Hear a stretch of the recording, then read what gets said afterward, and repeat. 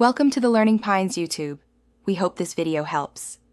In this video, I will explain how to sign documents on Gmail. To begin, open the document attachment directly from your Gmail inbox. You will then select Open with Google Docs from the available choices. This action instantly converts your file into a format you can edit online, which is a crucial first step.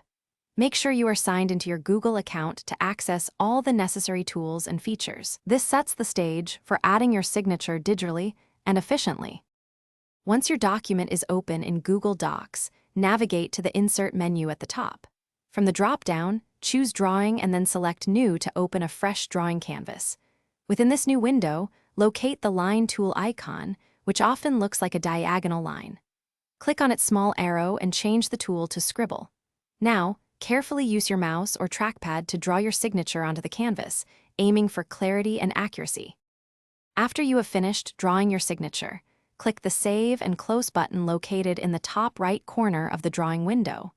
Your newly created signature will then appear within your document, usually at the insertion point.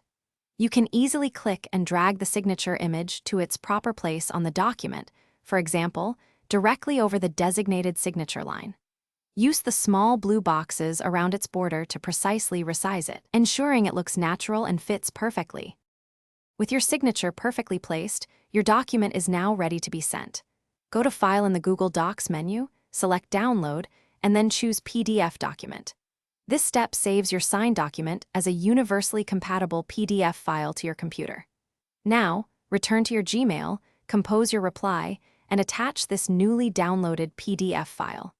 Always take a moment to review the entire document one final time before hitting send, ensuring everything is accurate and complete.